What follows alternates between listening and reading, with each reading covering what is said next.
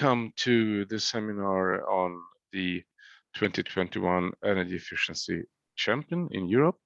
It's based on the Odyssee-Mure scoreboard. I think Jason has told everybody, and it's in the chat, but everybody who's not a speaker, please mute. And then we will have a speaker as well from the champion country, but we are not going to tell who that is yet, so we'll have to introduce that person later on.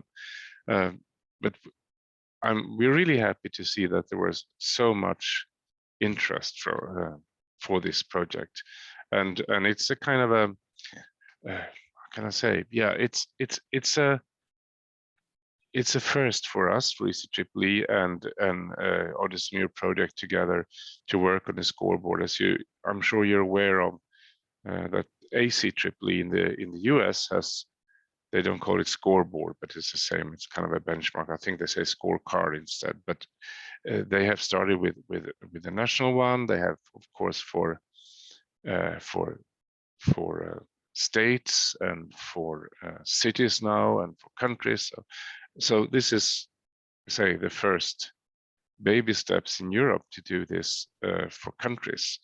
I think it's a very ambitious project in many ways, because if you look at the eceee scoreboard when European countries were prepared, it was not as with the same detailed data, and I'm really happy that we can cooperate on this and bring in the Odyssee-Mure database information at the same time, because I think that's really important. So I will introduce here Dr. Wolfgang Eichhammer, and you are from Franhofer ISI in Germany, but you're also a professor in Utrecht, and you have it's one of the kind of leaders of the Odyssee-Mure scoreboard project, together with partners in France and then with basically every member state in Europe and outside Europe, a few countries. So it's a truly ambitious project, supported by the European Commission, and I'm really happy to have you here, and I'm very excited to hear the presentation on the 2021 Energy Efficiency Champion. So I'll give the floor to you, and I will.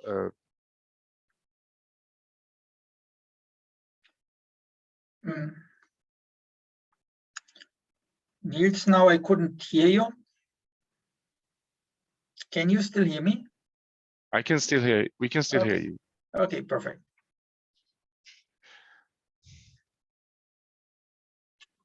Thanks a lot, Niels, and hello and welcome. It's nice to talk to you about the. It's nice to talk to you about the European Energy Efficiency Scoreboard, the latest edition, which we have been doing, and Niels has already introduced the Odyssee-Mure project, which is a very representative project in Europe. It comprises all energy efficiency agencies in European countries, and we hope in the future also to move on with this project and extend possibly also to further countries. But let's start to have a look at the scoreboard. Nina, the next slide, please. So why this energy efficiency scoreboard? What is it exactly? And the scoreboard is a benchmarking tool to compare energy efficiency policies and developments among countries. And why do benchmarking? In fact, benchmarks are really something which accompany our life right from the beginning. If you are at school, you are benchmarked with the grades you get. If you do sport, you are benchmarked. Football, you have benchmarks. That's the ranking of the leagues. Industrial companies are benchmarking. So a lot of activities around benchmarking and scoreboarding in different fields. Innovation is benchmarked. So the major purpose is to yeah, on one hand, describe a picture of a country where it stands, but also to give incentives to have thinking about the position in the scoreboard and why it is there. Naturally, this is also a question of methodology. We heard from the ACEE scoreboard, and Niels pointed to the differences with the European one. In particular, we made a lot of efforts in the European scoreboard to use quantitative evaluations of policies. The Odyssee-Mure project collects a lot of impacts of different policies. Not all policies are evaluated, but nevertheless, a relatively large number is increasingly, and with the national energy and climate plans, there are more and more requests also to quantify policies, or at least policy packages. And this helps to make the European scoreboard unique. ACEE has more troubles with that. They count policies, for example, number of standards and so on. So still there's a way to go to a full quantification. And I think this is really an advantage we have with the European scoreboard. Nina, next slide, please.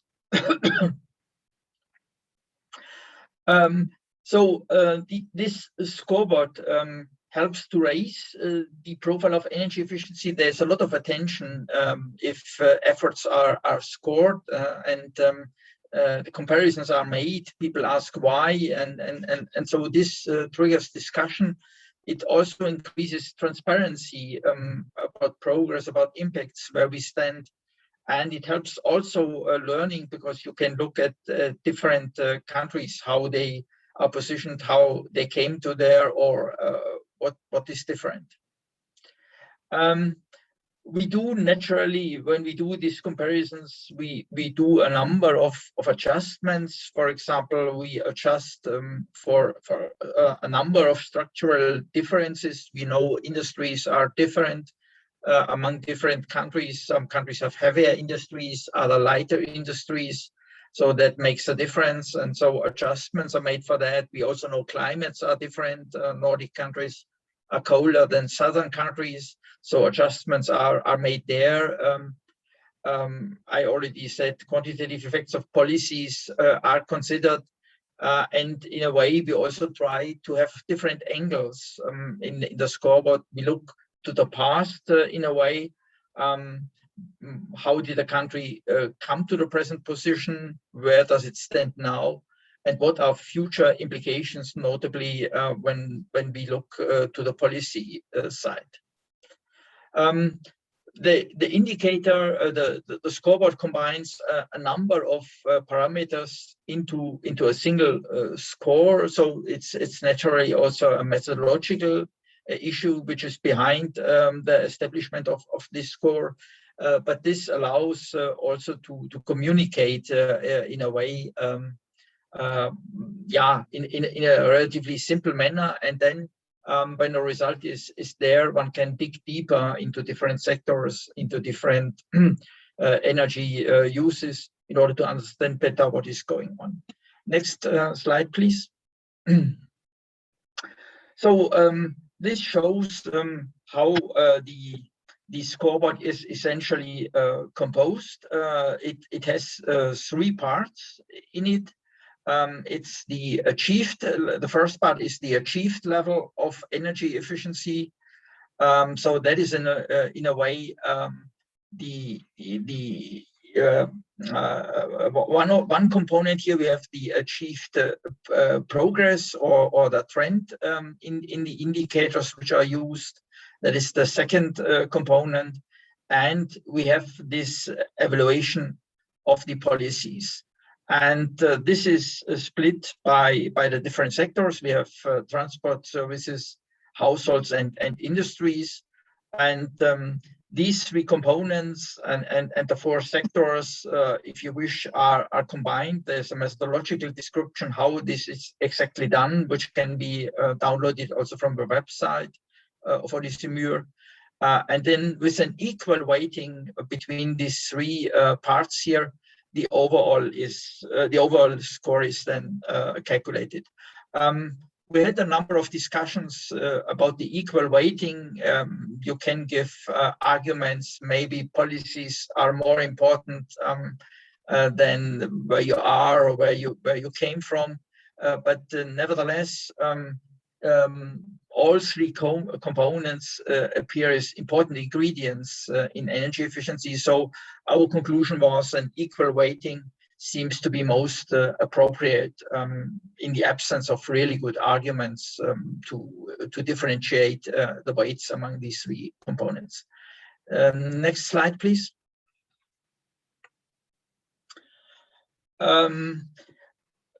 One important point to mention is that the overall the overall score also implies, or the methodology also implies, that there are certain cutoff dates, and we have with the most recent scoreboard made also adjustments.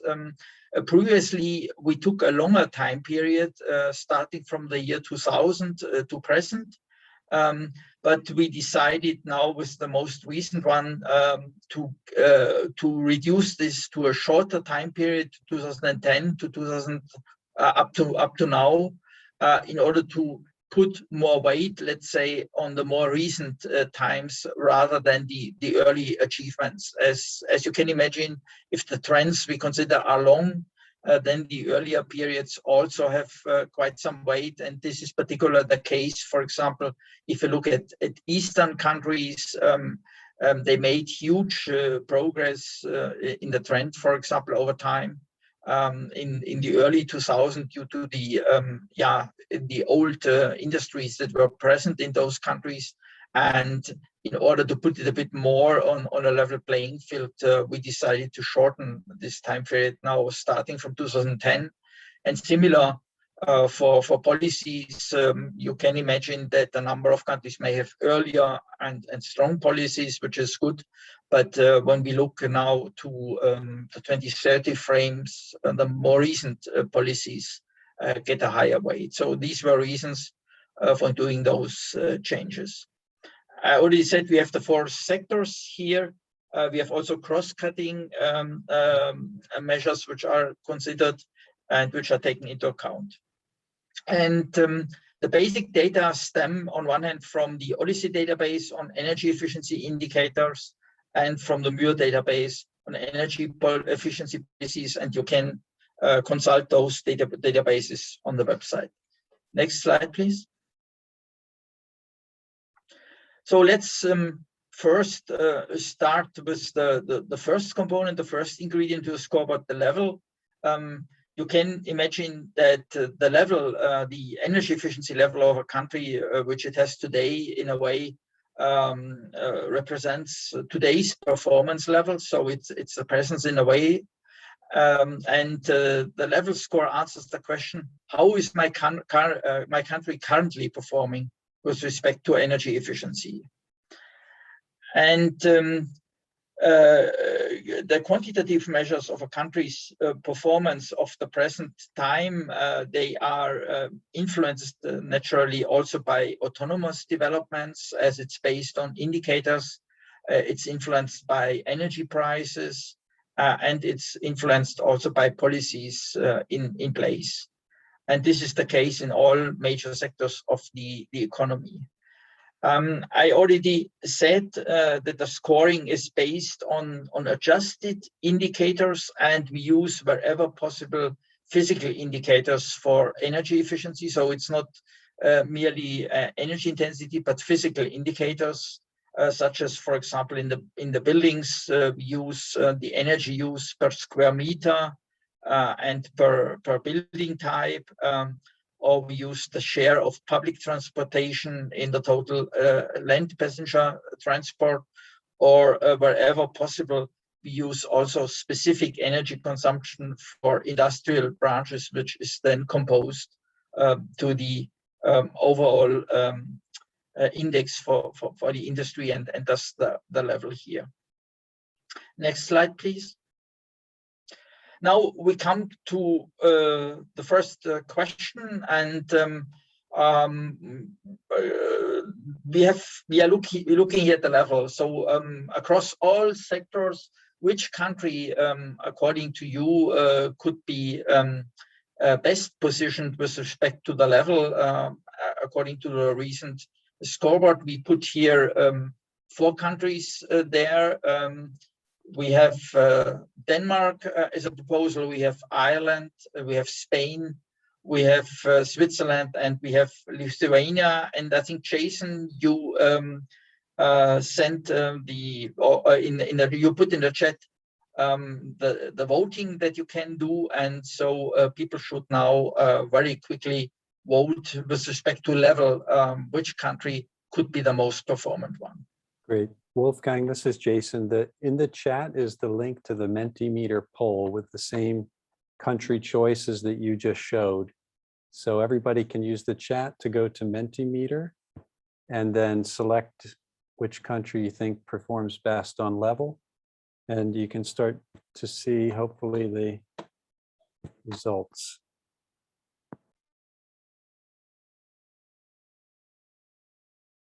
So we wait, Jason, we wait a minute or so, half a minute.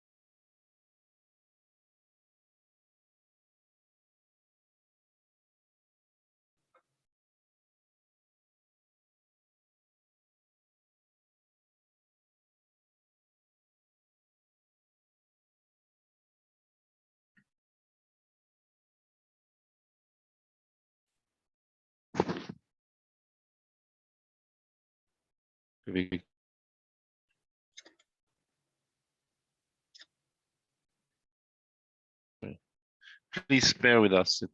We have a little glitch. So voting is closed now. Yeah. Just a little patience. We have a.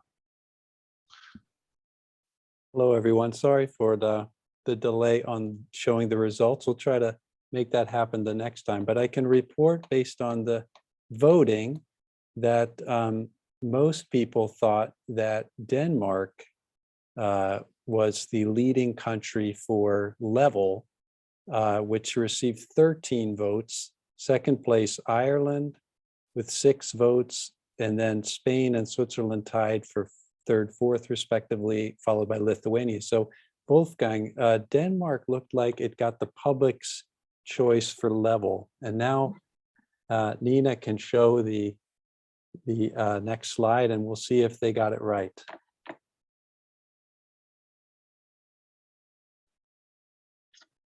Yeah, so Nina, next slide. Well, Denmark is not so bad, as you can see, and but Switzerland and Lithuania appear from the level side as the most efficient one. And remember that the indicators who compose the level, they cover the different sectors, so transport, industry, services, and household, and they are also corrected for example, structural differences. We know that Denmark has a lighter industry perhaps than other countries. Ireland has also a light industry. Spain has a more heavy industry. Switzerland somewhere in between, also a little bit, you know, chemicals and so on, and Lithuania also a bit some heavy industry. So we see here the ranking. Now from level, let's move on, as time is short. Let's move on from level to progress, to trend. So the next component, the trend, looks at the progress since 2010. It answers the question, how much progress has the country achieved in the decade, a little bit more than a decade, which separates us from 2010. The trend score is determined with the same set of energy efficiency indicators as the level, but looking at the time period, and there's also some averaging taken into account. So it's a dynamic parameters which takes past actions, past developments into account in its composition. So next slide, please, Nina. Now, again, the question to you, which country, according to you, may have made most progress over the past decade when it comes to energy efficiency across the different sectors? Croatia, Switzerland, Luxembourg, Romania, or Greece?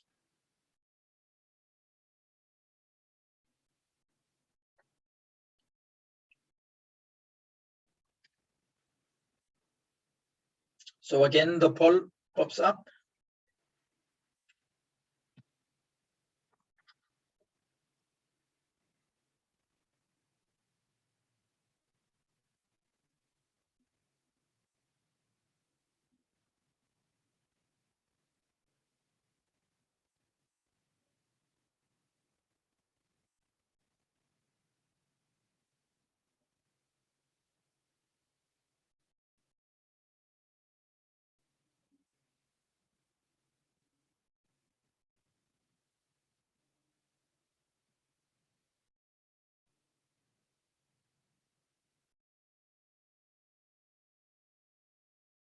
Voting's closed.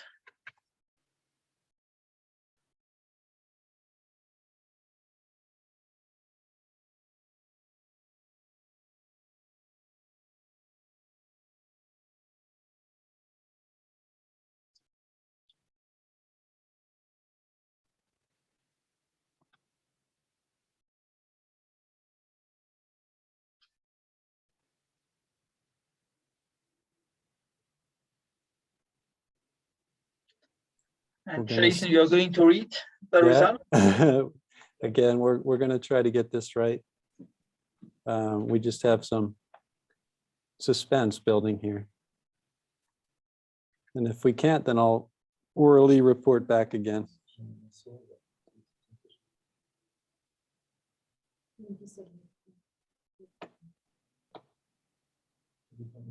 Okay, I'll orally report again. So the trend score, the voters say that Romania should be the leading country on trend. Wolfgang, let's see. What do you say in your, is it Romania on trend? Yeah, let's see. The idea is not so bad because I said that Eastern country made good progress. Nina, can we see the next slide, please? Next one. Yes. So you see, yes, Romania is not so far away, but you see Greece in particular being a bit more performant when it comes to trends. And you also see Switzerland here in that group, which differentiates a bit well together with Luxembourg, let's say, from the other countries, because Switzerland is a country with a relatively high GDP per capita, and so is Luxembourg. So you see, the idea was pretty good here, but there are some differences among the countries, and naturally one needs to look into details to explain why Greece is coming out a little bit better in which sector and so on. Next slide, please. Now, finally, the third component, the policy score. And I said this is based as far as possible on quantifications of measures. And the question which is answered here, what future impacts can I expect from recent policies enacted in my countries? So in a way, this is based on quantitative impacts in a given year. At present, it is for the year 2020 and can be 2030. And this converts policy impacts into a quantitative score, as said. And also, I have to say a number of policies are quantified, a number of policies are not fully quantified, but there are so-called semi-quantitative expert estimates. And so it goes by categories of savings. So it's not an exact evaluation, but we experts in the country have a look and judge whether the measure is in a low impact, medium impact, or high impact categories, and there are criteria how to define these categories. And so this is combined with the quantitative impacts, and one must also say that the bigger measures, the heavy weights, in general have also reasonable quantification. So it's more the smaller measures where these semi-quantitative impacts are important. So this is based on bottom-up evaluation of policies, so the savings evaluated there, and combined then to this policy score. Next slide, please. So according to you, finally, Germany is popping up concerning the best policy impacts. So I hope they will win. Naturally, France is there, but I doubt that France has good policies. Oh, no, sorry, I shouldn't say that. I'm living in France. Maybe they will kick me out. Romania, Ireland, and Estonia. So what are your guess? Which country is coming out best with respect to policies? And I think we go to the next poll.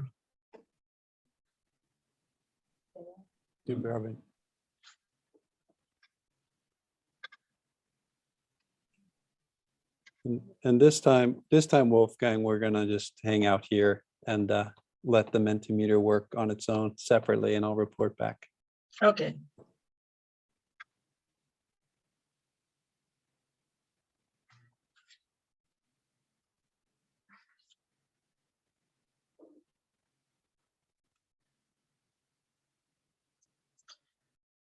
Yeah, Bogdan is right. It could be the option other, but we made your job easier, or we didn't make it so difficult. So we took the top 5 at each time. So I hope the champion, your champion, is also in. Okay, Wolfgang, I'm gonna call the voting on policy now, and it looks like the audience says Ireland is our top ranked country on policy. Is that in line with the results? Let's see. Okay, let's move on, but I'm deceived that Germany didn't come out. Can we go to the next slide, please? Yeah, so you see Germany is not so splendid with respect to the policy impacts. And in fact, a country like Estonia or France and Ireland appear as the ones that are most outstanding here. For Estonia, for example, the issue behind is a quite strong taxation of energy compared, let's say, to the wealth of the country, which makes a lot of difference. So it's a relatively strong and important measure in the country. So you see that also sheds light on this policy component. And again, you can dig deeper and look which measures are the most important ones. And with Switzerland, we hope to be able to do that. Let me go on to the next slide, please. So all this is combined, the 3 components, and then we get an overall score. Now let's move on to the next slide, please. So from these countries, which country you think comes out when it comes to all 3 components, France, Romania, Switzerland, Estonia, and Ireland, are the most performed on across the 3 components we just looked at across all sectors?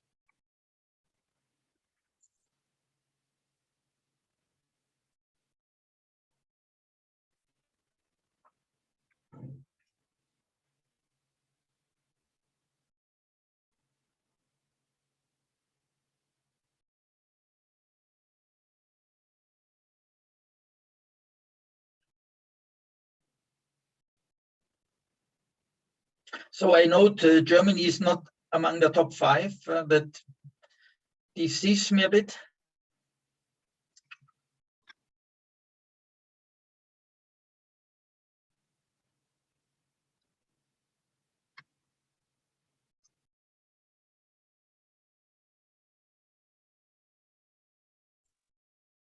Okay, Wolfgang, this is Jason again. I'm closing the voting. Just have one more second. Okay, it is basically deadlocked between Ireland, which got the most votes from the audience, quickly followed by Switzerland. So Ireland won, Switzerland 2. Okay, so let's move on to the next slide to see the result. Yes, you are not far away, and indeed, Ireland, when you look at the performance of the country over time with respect to policies, I mean, this country has been doing a lot on energy efficiency, and Switzerland is slightly ahead, so the difference is not large. So in a way, you're pretty close to the truth. And the differences are, I would say, small enough to say both countries merit in a way the crown here. Yes, I do agree with Friedrich. This is not a fair competition as Germany isn't in top 5, but we know that Germany also was kicked out sometimes in football already from the pool. This also happens, and so does it with France, but France for once made it here in top 5, so it's a pretty good position also. Let's move on as time is short, and we want to dig a bit deeper into the champion still. Nina, next slide, please.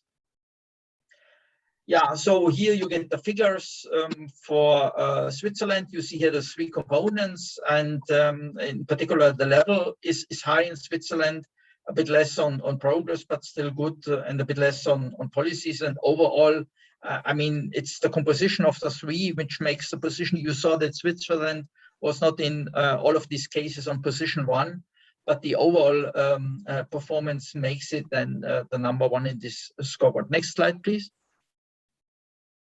Here you see a bit more details at the sectoral level. So the matrix between level trends, policies, and the combined score, and you see the different sectors, and you can see where possibly industry or in transport, Switzerland is weaker. So is Germany, by the way, also.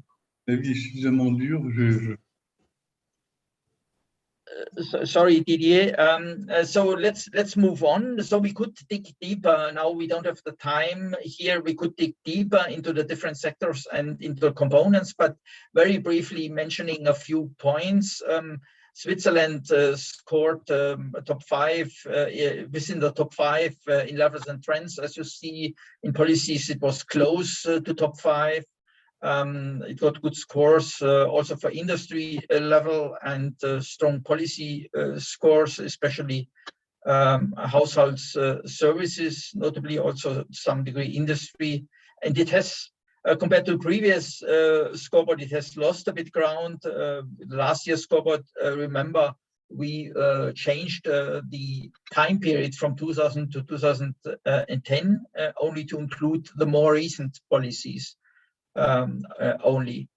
So the country also has certainly room for improvement. There are weak trends in industry, in transport, slow improvement over time, and policies are also, medium maybe is more appropriate than strong here in both of these sectors, but still that could help to improve trends in future.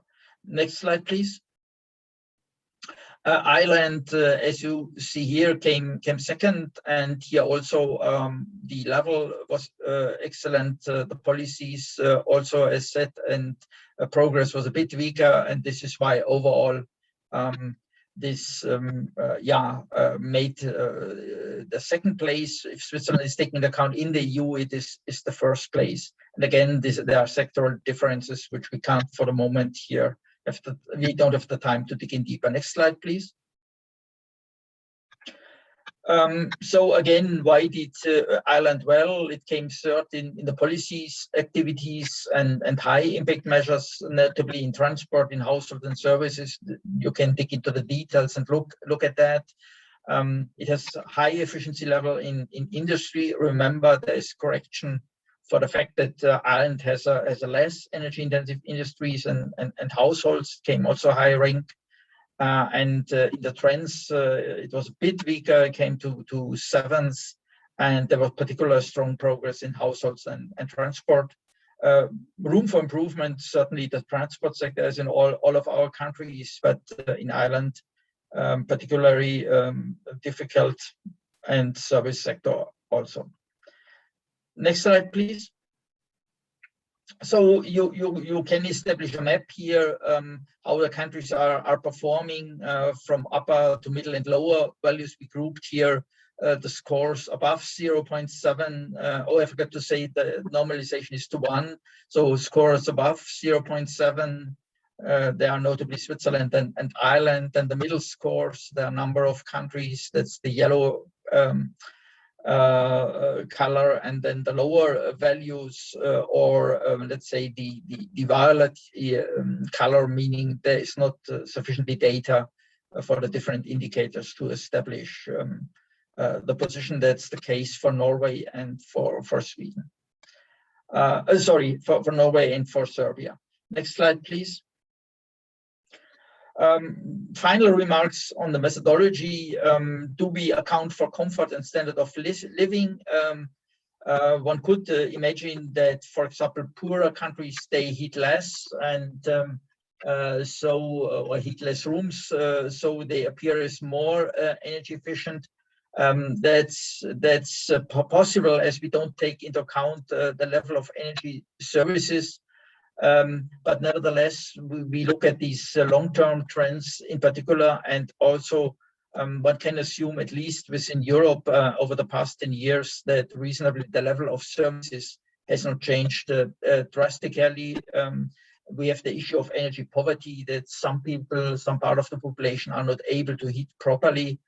So this is certainly something which in future may need more digging in order to understand in how far energy poverty impacts the scoreboard. Next slide, please.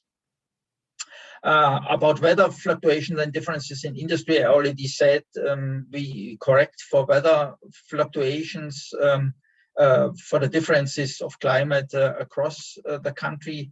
That's in particular the case for the level here, and we also do some averaging in order to average out these fluctuations, and also we compare the industries calculated on an average European structure in order to single out that countries like some Nordic countries like Germany, for example, or Spain have more heavy industries than Denmark or Ireland and other countries. Next slide, please. So still the question about sufficiency, and a country, we don't take into account in a way differences in sufficiency. A country with more square meters of floor space, for example, in a house, is compared with countries that have smaller houses. Maybe the Netherlands, they have smaller houses usually, and they have fewer square meters per person. But this difference is not considered in the scoreboard, because we do the comparison on a square meter basis. Maybe in future some sufficiency component could be added, could be taken into account. Similar for share of public transport, we compare to the total passenger transportation in a country, and those type of indicators could be shown or added separately, let's say, in future evolutions of the scoreboard. Next slide, please. With that, I'm at the end, and I hope this gave some insights into the scoreboard, into its methodology. Naturally, the methodology is always under discussion, like it is for the eceee, who is working on this for, I would say, 10 years or 8 years, something like that. So the methodology will evolve further among the discussion, but I hope I was able to show you that this type of comparisons of analysis is very interesting, gives rise to discussions where we stand, why we stand there, and what is the reason for that. Thanks a lot. And with that, I give to Niels for the next moderation. Thank you, Wolfgang. It was great to hear your presentation. We have a lot of questions. I was actually thinking we should have a short presentation or a short comment first by Regina Betz, who is one of the analysts working in Switzerland and for Switzerland.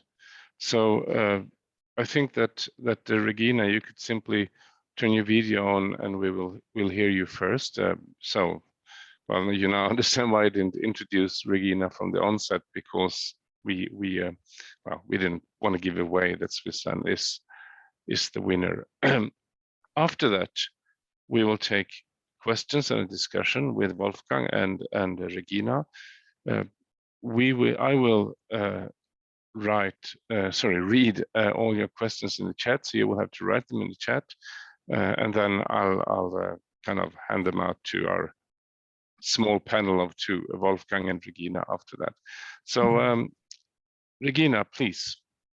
Yeah, thank you, Niels. And yeah, we are very delighted, I must say we. So Professor Martin Patel is from the University of Geneva, and myself from the Zurich University of Applied Sciences. We are the ones filling out, and we are working with you on this Odyssee-Mure database. So my perspective is now more from the policy side. I'm the expert who fills in the Mure database. And of course, we are especially delighted that Switzerland was winning, because Switzerland really had a setback this year when we had our new CO2 law in the referendum, and that was rejected by the population in Switzerland. So winning is really special, and shows that the long tradition in energy and climate policies in Switzerland has at least, reached a level that we are able to be among the 5 best countries performing with regard to energy. And yeah, when it comes to the energy and climate policy mix in Switzerland, I just can say it's quite complex. The reason is that we have different levels. So we've got the federal level, but we also have very strong cantonal policies going down to municipalities and cities. So when we look at the policies, I think, which were driving us into the front seat, I would say, in this scoreboard, yeah, we can differentiate the ones which Switzerland adopts from the European Union. And those are, for example, the Swiss emissions trading scheme is modeling basically what the EU emissions trading scheme does, and it's linked with the emissions trading scheme in the European Union. So this is very similar policy. We also adopt emission standards for new vehicles and so on. So there are a lot of policies which are similar. But when we go and look into the policies which are different from the European ones, and I would say those are the ones which helped us also to be a forerunner here, I would like to point out 3 of them. The first of all, we've got a CO2 levy, which has been introduced in 2008, when it was only 12 francs per ton of CO2. And we are now at a level of 96 francs per ton of CO2. So we are really, apart from Sweden, I think the highest CO2 levy almost in the world. It doesn't cover transport. It's basically on fuels, so on gas and oil mainly. And you've seen that Switzerland performed very good in the service sector and the household sector. So I think this is because this levy is driving people to rethink how they are heating the houses. And we've seen that in conjunction, so this kind of stick of the CO2 levy, where the revenue is also used as a kind of a carrot. So there will be subsidies based on the revenue generated for retrofitting your houses, for replacing your old fossil fuel heating systems. This combination has helped to drive down the energy consumption per square meter in the households in Switzerland substantially. And this is then the area where the cantons, so the cantonal building programs, the cantonal energy ordinances are the ones which have been driving this as well. And we've seen that from the 1970s up to now 2020, we reduced our energy consumption per square meter by 80%. So I think this is, one of the really good successes in Switzerland. And it was this combination of very high CO2 taxes and subsidies for renovation and strong building codes for new buildings, which made that possible. So this is in the area of buildings and for the households. And the service sector mainly, also the industry is covered by the CO2 levy, but there we have other policies like target agreements where they are, they have to implement measures in order to achieve their specific target. Then I would like to also mention, and this is now the third policy, which is in the transport sector. Here, I would say, we have some success, but as you have seen in the transport sector, Switzerland was not performing very well. There, our emissions and our energy consumption is almost at the same level since like 1990s. I think where we are very good are with the heavy vehicles. There we have a heavy vehicle fee, which is almost like a Pigouvian tax and includes all externalities, so health impacts, environmental impacts. And so every lorry which passes Switzerland, it's for Swiss lorries, but also from external lorries, they have to pay it per ton kilometers. It varies depending on the type of vehicle.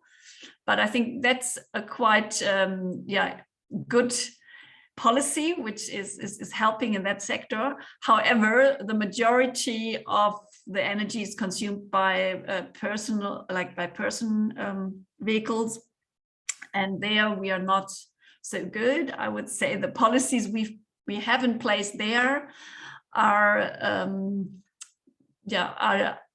not as good. They are more looking at compensation. So we've got a very small fee on the petrol, which is then used to implement compensation projects, some of them internally within Switzerland, but also we are buying from outside of Switzerland compensation projects like in the Clean Development Mechanism and now under Article 6 of the Paris Agreement. So we are not reducing the emissions in the transport sector. We are basically trying to offset those emissions somewhere else. And that's what it's reflected, that we don't have really shrinking emissions and energy consumption in the transport sector. So I would say we are very delighted to be number one, but it's now time to sit back and relax, because I think there's a lot to do, especially in the transport sector. I think Switzerland needs to get better. So thanks a lot for having me, and I'm happy to answer questions. Regina, thank you very much. So both Wolfgang and Regina, it was great to hear, and I'm really happy you could join us and speak a bit about Switzerland as well. So I have a lot of things in the chat already. I just want to say that I'm not going to raise questions about the Mentimeter questions, because these 5 countries were, selected to get your attention, not to be, the top 5 all the time. So we just thought it was fun to do this, so you don't fall asleep. So I have, and it's interesting because this is a question that has come up many times also when we did the 2020 scorecard presentation in June at the summer study. So one question is, how come Romania can be so good? For instance, is it better than Sweden in this respect? So I think I'll pass it on question on to Wolfgang. Thanks a lot for the question, and let me first start with a statement. I think what is the advantage of a scoreboard? It poses questions upon us and about, let's say, what we have in our mind. I mean, I always think I am the best compared to all other people, and I'm personally also thinking Germany is the best country compared to other people. I'm German, and yeah, I have to challenge this thinking I have quite often, and I see, no, Wolfgang, you are not the best in all categories, despite the fact that you think it sometimes, and I also have to give the same answer sometimes for Germany. I think this is the purpose of that here, and we always have certain countries in mind. I mean, you know, Denmark is a champion, Sweden is a champion, Germany is a champion, and so we have all kind of things in mind, and then we have to measure it. And the question is, okay, do I have a reasonable methodology to measure that? I mean, someone here wrote, yes, any indicator is can be put into question, and that starts, I mentioned at the beginning, with school. We get grades in school, and some people contest the grades in school, and this is why some children don't go to school and don't get grading, because somehow it disturbs the development of children. But on the other hand, we know that, I would say now 99.5% of our children somehow go to school and go through that grading. The same with industrial benchmarking and so on. We know this plays a role in many fields, and despite the imperfection of some of the indicators, it is used broadly because it has some benefits, as that it raises questions, and methodologies also improve over time. Now, your concrete question, Romania and Sweden, there are different reasons for that. I mean, one was already pointed by I think it's Bogdan here. He said, okay, yeah, Romania certainly, if you look to trends, is performing better. Also, remember that I said we cut off now the early developments of the country, so we only start from 2010 in order to mitigate a bit this methodological effect.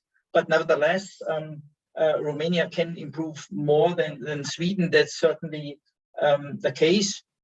Also, there is a specific issue about Sweden and policies, despite the fact that all countries, in a way, report policy impacts in the NECPs, previously in the NEEPs.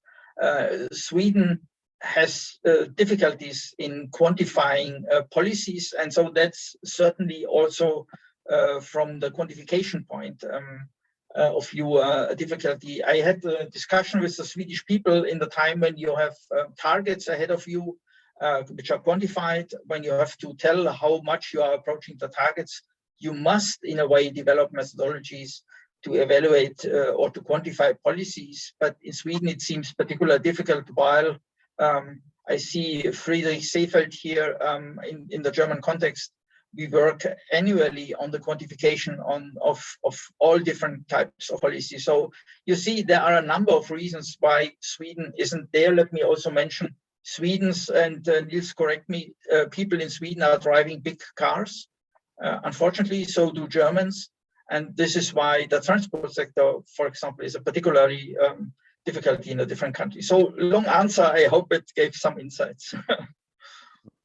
I just want to add that also Didier Boussebeuf is one of the kind of motorists behind Odyssee-Mure. He also commented that, you know, it's one fundamental issue here. Those countries are at the low level of energy performance. It's easier to improve. So it's easier to get a good trend, of course, if you're really starting from a bad point, if I understand it correctly. But of course, that doesn't mean that people who are doing well should stop doing something. But you know, if it's about that, and that's also, I think, the reason why we have the three things. So even if you're good at trends, you still cannot. It's still very hard to be the champion unless the other things are in place. Exactly. But let me also emphasize one thing. I mean, sometimes it is said, okay, some countries are at the limit. I mean, they have well-insulated buildings. They have done a lot of energy efficiency measures, and they can't improve anymore in the future. But nevertheless, I mean, we know that we have a huge challenge in front of us. I mean, we have a climate neutrality, so 100% reduction in greenhouse gas emissions, but this cannot happen without a substantial reduction in energy consumption, so improvement of energy efficiency. And we know that we need to halve roughly our energy consumption by the middle of the century. So if we say already today we are at the end of what we can do with energy efficiency, it will be hard by the middle of the century to decarbonize.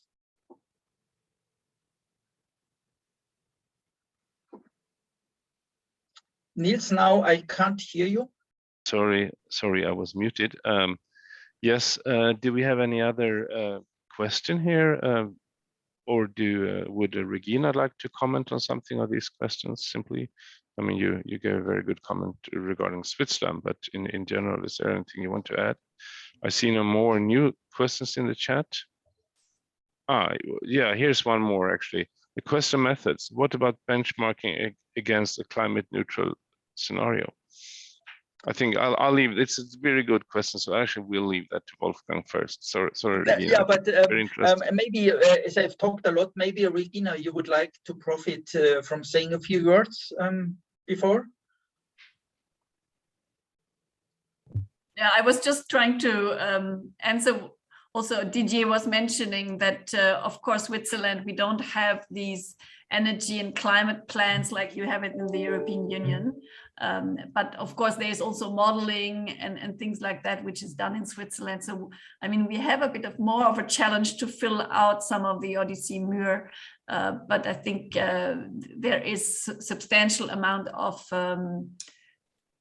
modeling research done in Switzerland that we can fill out these things also without having the same reporting. That's just something I wanted to add to a comment DJ was putting in the chat. Mm-hmm.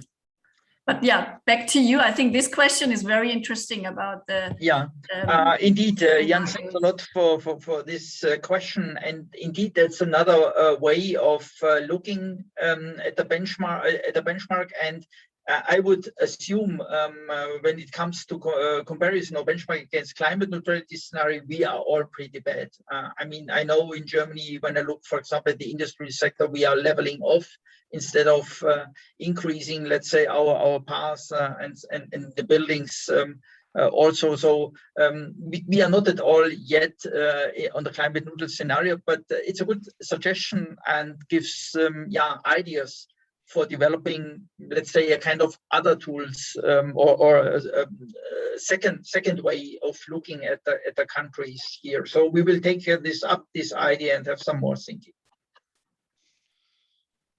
Thank you. We just have a few more minutes. I think one interesting comment from Didier in the chat is that one issue for space heating is we don't take the service level into account.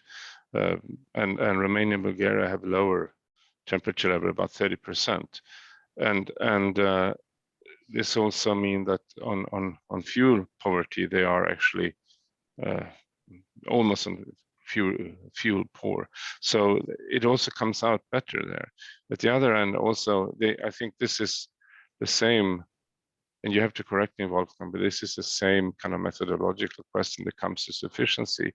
How do we look into the service level? And I mean, eceee has this sufficiency donut project where you should, stay within the donut. You shouldn't be outside, but you also should not be in the hole in the middle, because then you actually consume too little, so you're poor. So I think this is a really big challenge for this Mure to find a good methodology for this. Yeah, I'm totally with Didier here. I mean, for those countries, that's more the case than for most European countries. And if we would take even poorer countries into account, then it gets more challenging. For example, once I was in Sarajevo, in Bosnia-Herzegovina, and I visited a museum. And this museum, at first, when no energy efficiency measures were taken, had a certain energy consumption, and only very few rooms were heated with the pieces of museum, so it was pretty cold and even low temperatures. Then they undertook the energy efficiency measure, and at the end, they could heat decently the whole museum, but the overall energy consumption was roughly the same than before the intervention. So in terms of indicators or of scoreboard, you wouldn't see that difference. You would only see, let's say, in policy efforts in some way in the scoreboard.